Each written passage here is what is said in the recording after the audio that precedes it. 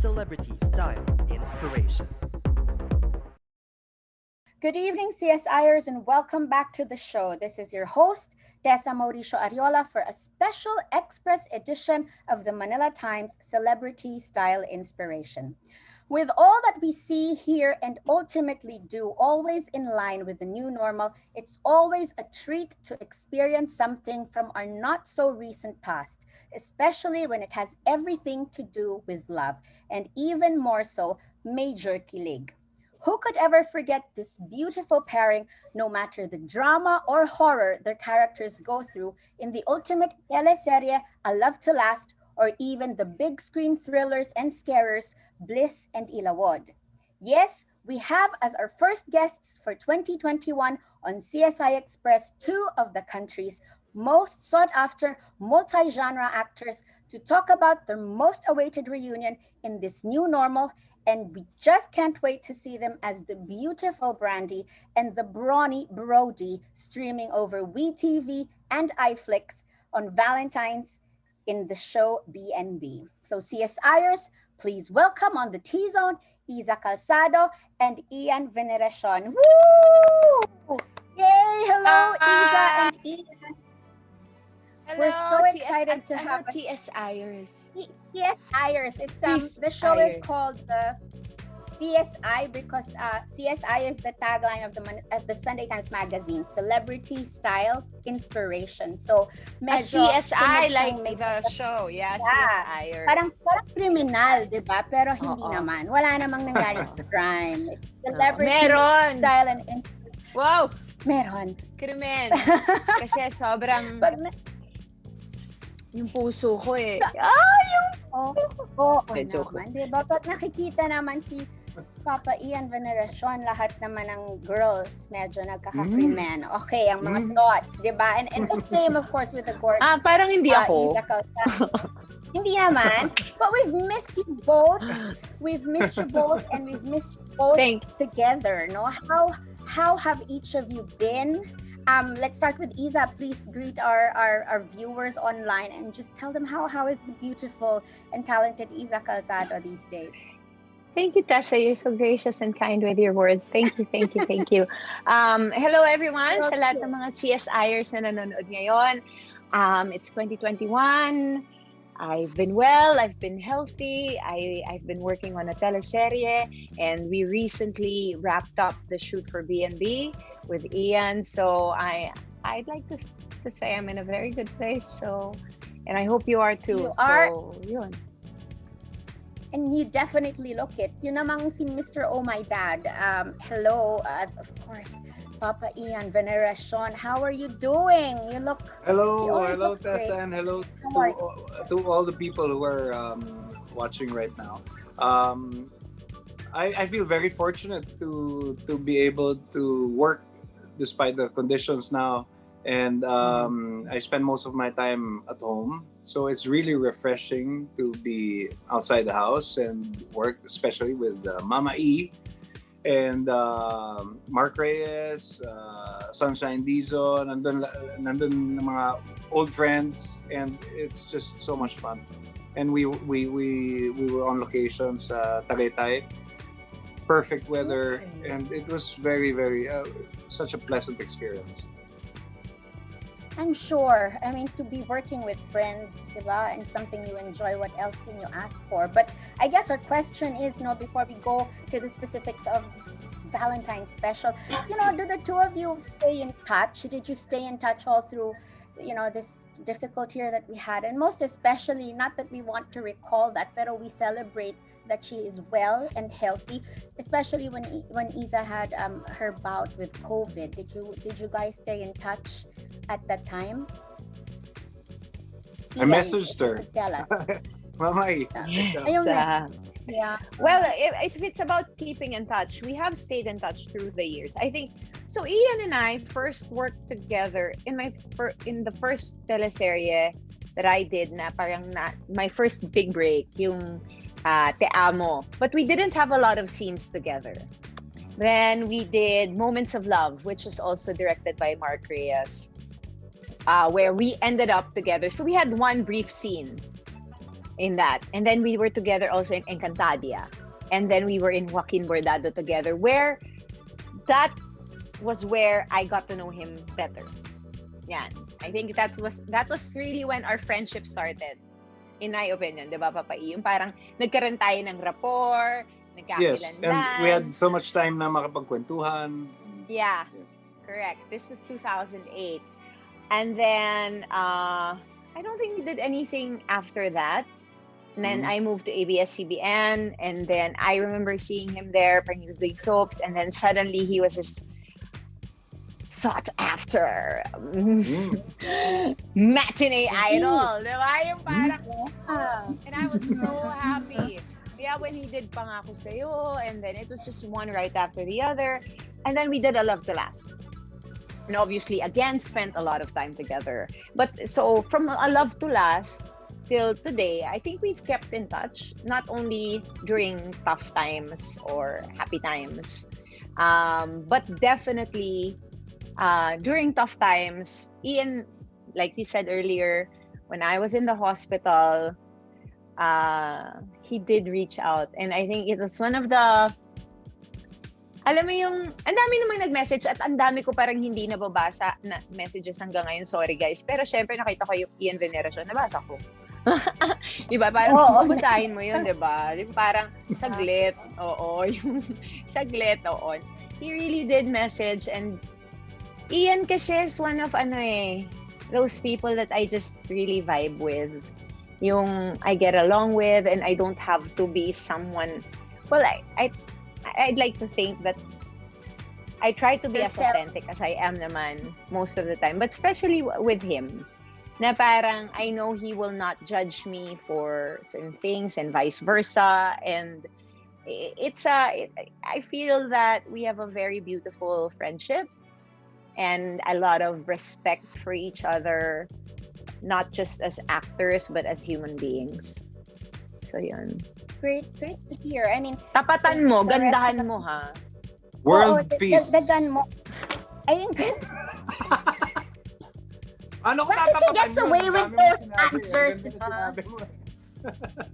He gets away with those answers kasi ngingiti lang siya sa atin. He gets away with it. But I'm sure if the whole country was, so worried about Iza at that time, all the more si Ian, And, ang saya-saya lang na right away, si Iza pa yung isa sa mga artista na mabilis naka-get back to work. I mean, siya pa yung nagkaroon ng experience, but yet she was the first one that we saw and really, really gives so many people hope, diba? Nakaka-inspire ba siya?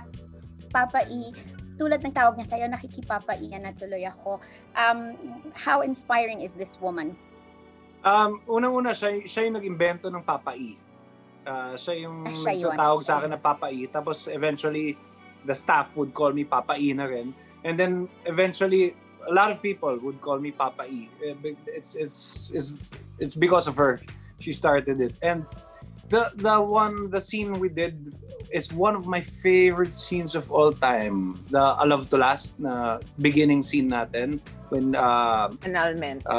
You were asking for an annulment, and that's one of my favorite scenes because in a span of how many years in the industry? Wow, iba din. Yeah, really. But di ba 70 years ka na dito? Wow. Ang ganda. Ang ganda, nabalik na niya yung talo na yung world peace. Natalo na naman yung world peace. Hirap mong tapatan, mama. I love you. Okay, go. Hindi, yun kasi, yun nga, because our intention is to be authentic in our scenes and to really feel certain emotions and stuff. And for me, that scene, it doesn't get any more real than that. Yun, wala na acting yun. Yun na yung kumbaga siguro sa kanta, di ba? Pag mayroon kang, alam mo maganda yung pagkakakanta mo nun, parang tatandaan mo yun. Kasi you were in the zone or something. Yung may ganun. So, for me, that's one of my favorite scenes talaga. So, that's why it's always special when I work with Mama E. But even when we did B&B, we had some scenes na... And there are some scenes kasi that there's an intention. The intention is there, pero sometimes magic just happens. Yeah, So I was yun just yung about mga- to say magic. Yeah, yun yung mga hindi mo makontrol eh. It Hindi mo doesn't matter i-plan how pa. mechanical you want it to be, pero minsan dumarating yung magic, minsan, you know. So, yeah. Pakis nga, Madami pakis. kaming magic ni Mama E. Ang ganda. Ito lang ho yan sa The Manila Times CSI nangyayari, ha? So, it's a first and we're glad to be witness to it. So, you know, like, thinking about all of that, diba? Ang dami nyo ng history and, you know, ang dami ring nangyari. Pero whose idea was it to start with na magbalik tandem kayo, you know, for streaming. Streaming na tayo ngayon. I mean, in the 70-year career of Ian Veneracion, streaming nang gagawin ginagawa Inaabot niya. yan. Anyway, Gusto ko yung whose idea was it? Napatanggal na lang yung sombrero mo eh. Oo. Diba? Cap, yung gano'n. Yung parang Ko lang nainis naman ka na mga- eh. Yeah. But of course, Madam Producer, might it have been from your end? Diba? Producer din po si Iza ng BNB. And whose bright idea was it? Because, you know, to have you both again in a show.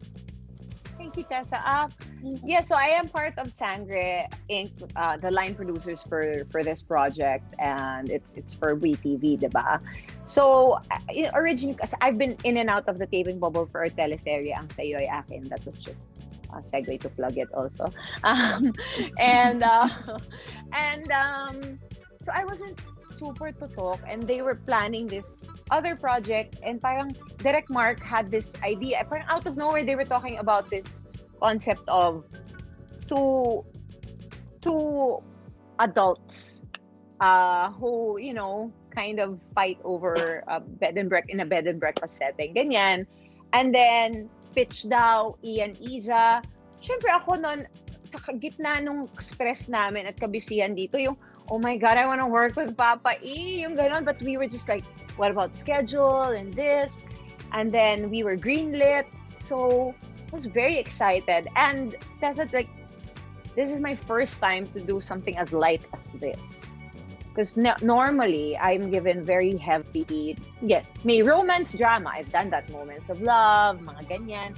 Pero normally, soap, horror, psycho thriller. I mean, all these things. And I love them, drama. But there is a part of me that's always felt that my lightness has never been captured on screen. So, parang, when this was presented, I'm very excited ako kasi at 38, who gets to do that? Diba? Normally kasi you start with the rom-coms. Young one, diba? Oo. Yes, and you progress to heavy drama. Sa akin, baliktad. So, parang siguro, Papa, parang ganun ka rin. I mean, you started comedy, yes, but then you were in action, then a lot of drama. Then, Yeah, and genre me, talaga. I'm just very thankful na kinuha mo ako dito. Kasi at 32, Okay. Hindi ba 82? Oo. Akala ko 82. Alam mo, one thing's for sure, none of us are very good with numbers here, no? Pero sige na, we'll let the 32 go. Nakuha niya naman yung 7 years. So yes, we were saying, Mr. Ian Veneracion, yes, that how is although, you know, when it comes to Ian Veneracion, kahit naman kasi horror, tsaka action and psycho thriller, nalalagyan mo ng romance pag pinapanood namin, di ba? Pinapanood ka lang namin na pila namin. Parang kayo, But hindi po ba kayo yung naglalagay ng romance? Siyempre, kinikilig yung Kayo, babae. diba? Hindi naman niya in-intend. Oo, Hindi, pero- diba? Iba talaga epekto niya. Yeah, you were Naku. saying, oo nga, you were saying, how does it feel to be doing a rom-com, you know, now actually, pandemic, diba? Yun nga, Marami nang ang nangyari. sarap kasi it's like you're doing a story that's light and pampagaang ng loob, hindi lang ng loob natin kundi yung mga viewers din. And it's very refreshing kasi nga I've done a lot of different genres na rin, from drama to love story na drama, horror, action, yung mga ganyan. So ito na-enjoy ko talaga kasi nga you get the mechanical part is not there so much. It's the organic part of your job that you have to bring out, and yun nga, sometimes the spontaneity, yun nga, tsaka yung organic na between Batuhan. yung chemistry with the other actors. Ang sarap talaga eh. And minsan yun nga, sa rehearsal, iba yung ginagawa namin. Sa take 1, iba yung ginagawa namin. Sa take 2, iba yung ginagawa namin. And kung ano, minsan pag alam namin tapos na yung scene, hindi pa basta ikakat. Minsan, pa-adlib pa kami. Malay mo, magamit nila sa editing or something. And yun nga, it's para siyang semi-improvisation na ang sarap lang when you're working with people that sobrang kasundo mo at maganda yung chemistry niya. And trust is very important in whatever genre. When you're doing a scene with a co-actor, when you're with your scene partner, you know when they trust you and when they don't. You know when they're working just for themselves or they're working so that the scene will work. So they're working with you versus they're just working. So Ian has always been one of those people that work with you. So and I'd like to think I like to work with people as well. So parang talagang that's why I guess the magic. Nagiging sayaw siya na masarap. So yes. It's great. But going back to Iza and you producing this as well with fellow artistas, your good friends as well, like Sunshine Dizon, diba? Parang how does it feel na mga artista, but you also have to, I guess, think about budgets, think about logistics, things like that. Do you think of that, or iniwan mo na yun kila Sunshine? Total, ikaw naman yung pinaarte nila for this project. Allow me to first say, because it's the four of us, the Encantadia girls, Diana Zubiri, but she had to take a step back from this because she just had her third baby. And then there's Karil, who was in charge, who became executive producer on set, and she was managing a lot and is helping out a lot with the L for our scoring. And then Sunshine Dizon, it's her directorial debut. And so she's a co-director for this with Direk Mark. So there's 5 of us in the company. I wasn't as involved in the pre-production phase. I only came in marang mid-December na. So medyo buo na nila yung budgeting, lahat. We've learned a lot over the course of the few weeks and months that led us here. But ang importante na itawid namin, nagawa na buo. And it's so different also. It's empowering because you actually have a voice. You actually call shots. Growing up in this industry as a woman, I only saw that I only heard of a couple of people, and they were mostly men, na had a say creatively. And so parang ngayon, actually that has changed a lot in the past couple of years. And so napakaswerte ng mga kabataan ngayon. They get to pitch ideas, they get to write or direct. They're given all these opportunities. Dati kasi kami hindi. Parang we're at the mercy talaga of the producers to give us work. Ganyan. Unless, of course, we have money and we can produce on our own, but hindi naman ganun ka. Lahat may ganung pera, di ba? So, parang it takes... Eventually na lang. Eventually. Pero syempre, pambata, hindi eh. So, like, it's empowering. And also, like, it really gives you a whole new level of compassion and understanding and respect for producers. Because it's not an easy task. So yun, I'd like to understand it more and do more of this in the future moving forward. But I just have to say, of course, I'm very proud. Also, Direk Mark has been directing for so many years. So kabisado niya, and he created this concept. But I just want to say a shout out. Like, pwede bang fangirl, friend girl moment. Kasi Sunshine Dizon did so well. And we've been friends for so long. And I'm so proud of her and her work. So Ian, kasi ako syempre biased kaibigan ko eh. And then, Ian, please. I'd like to interject also Yeah. because something I really appreciate about them doing this. Kasi sa totoo, si Mama E, wala siyang sakit ng ulo kung dadating siya sa set as an actress. Nandun lang siya and then wala. Wala siyang sakit ng ulo. Pero the reason why willing silang tanggapin yung sakit ng ulo na yun is because so that they can tell the stories that they want to tell. They can express themselves better. And at the expense of money. Kasi syempre, di ba? As an actor, there's no risk to you, di ba? You just go there and pero as a producer, your own talent fee is at risk and minsan kahit na wala ka nang makuha, pero you were able to tell your story and yun ang masasabi mo talaga for the love. And that's something I really appreciate with people who go the distance and nag-exert ng effort talaga na gano'n. Yes, we do admire that the group of girls not to be doing this. So, pinaramdam ba nila sa'yo na boss mo sila? Sobrang bait nila kaya. I mean, napakasarap talaga. Ang relax ng ano namin. Relax, So, tsaka ano hindi ako binuli ni Iza, surprisingly. Hindi at Ano nga eh. Ganito nga eh. Kasi kanya-kanyang style, di ba? Ako si Baudelaire. Ako yung, kanya-kanya kasi kami ng role.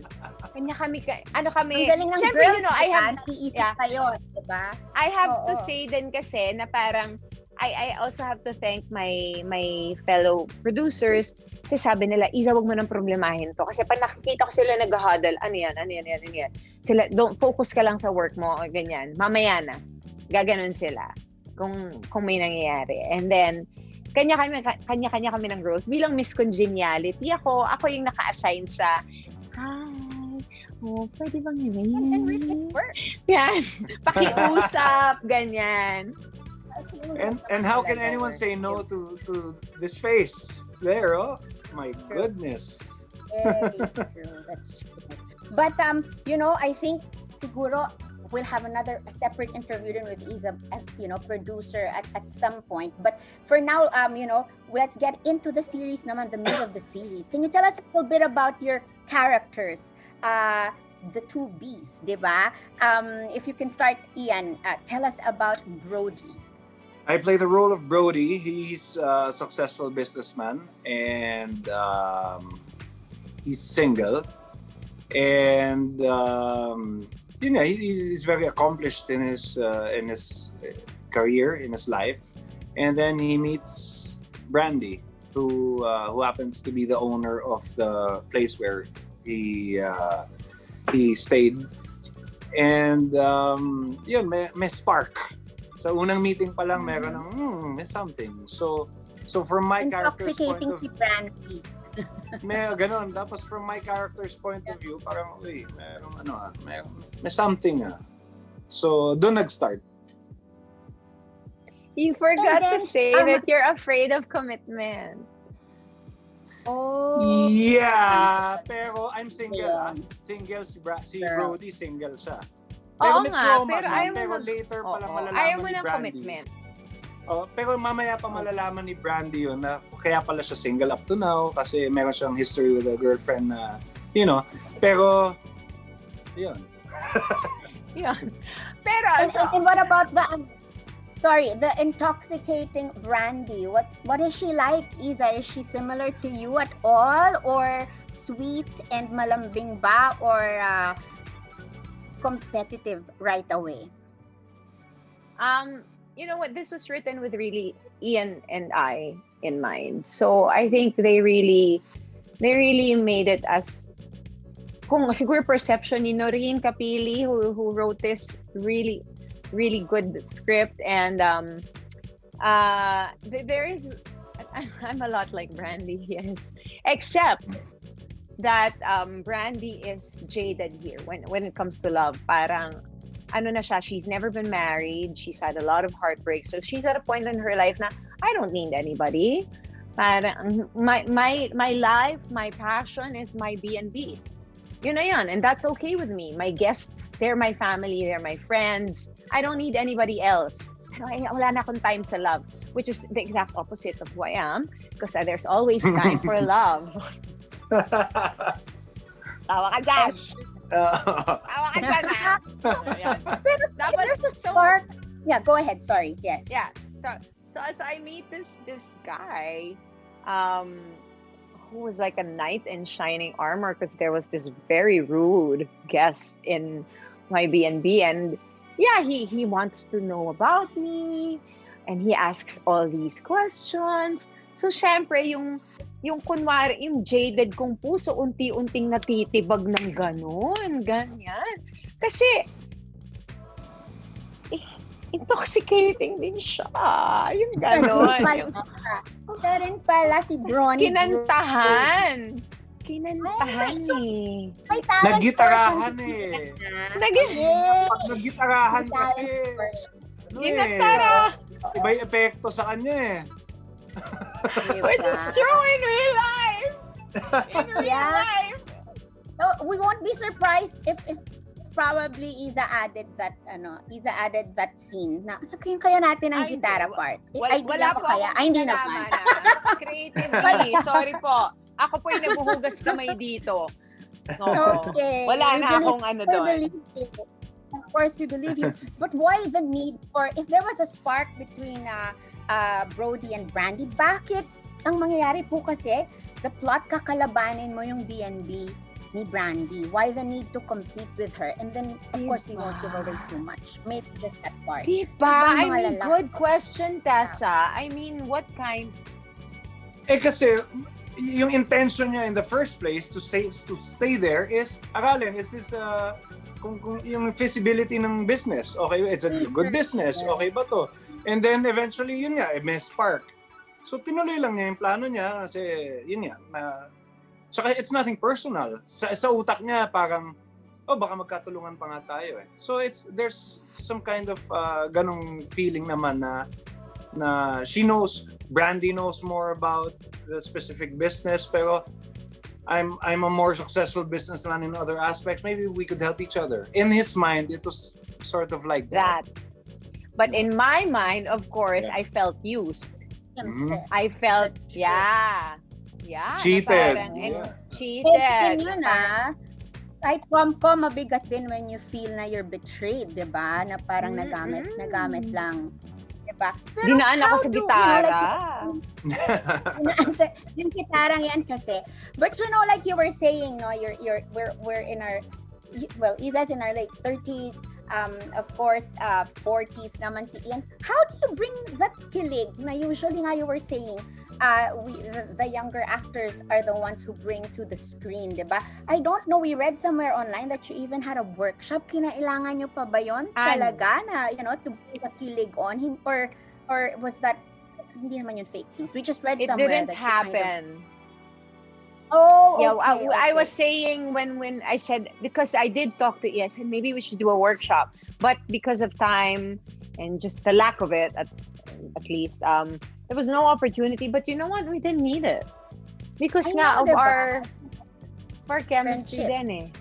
And our history together. Yeah. Kasi nga, usually you do exercises and workshops for chemistry and for trust. And yung mga ganun, kami, meron kaming natural spark talaga eh. Meron kaming magic talaga eh. I mean, when we work together, hindi, yung parang sayaw baka siya, alam ko na yung iniisip niya. Alam na niya yung iniisip ko. It's just klaruin natural. lang po namin, ha? Na ito po ay work spark, ha? Ito po ay work spark. Klaruin lang natin sa ating mga manonood. Magic. Magic. As actors. As actors. Yeah, diba parang, I guess in the past, diba, like Ate V and Christopher De Leon, diba, they've always been so great on the screen, but never a romance between them, no? I guess, diba, the leveling. Diba? Ile-level ko lang ang sarili ko sa namin sa Hollywood, Leonardo DiCaprio and Kate Winslet, bakit naging sila ba? Diba? I mean, it doesn't always have to end up that way. And I think it's even better na, wow, how are you, imagine, okay, these are real emotions when you're there, We're not faking it. And you shouldn't. But that's the beauty of it, that in that moment you felt it. But it doesn't necessarily, you don't have to bring it home. I mean, you bring home the good feeling na parang, oh wow, I shared that moment with that person, and that's part of my job, and that's a gift. But I also would like to honor our spouses because they give us the opportunity to soar, to create, to express. Because di ba, not everybody will understand that. And so yun, ako kasi nandun ako talaga yung parang I need to do this. I have to do this. I'm just And I suppose as actors, diba, as actors to be able to, achieve that, mapakita nyo in love ang mga tao sa characters nyo and believe that you are in love with each other. I mean, that's really, and that's really what you're there for. That really proves na yung acting skill nyo is spot on. Diba, na nade-deliver nyo talaga yung feeling na yon. And, all of us can't wait to see that. Sabi ko nga, it's a feel of the old normal. I don't want to call it that, but we're very, very excited to see the both of you there. Ang question lang namin, syempre, how about real Valentine's Day naman? You brought up the topic, of course, of your very, very generous and patient spouses. You've both got busy schedules being in bubbles, but I do hope that Iza, you'll be with Mr. Ben Buto on Valentine's Day, and of course, Mrs. Ian Veneracion on Valentine's Day also. What are your plans with your respective loved ones, guys? Go ahead. Go ahead. Well, I actually, because I exit this bubble and I go into another bubble on the 14th. So, and it's not a big thing for us. My husband's not like that.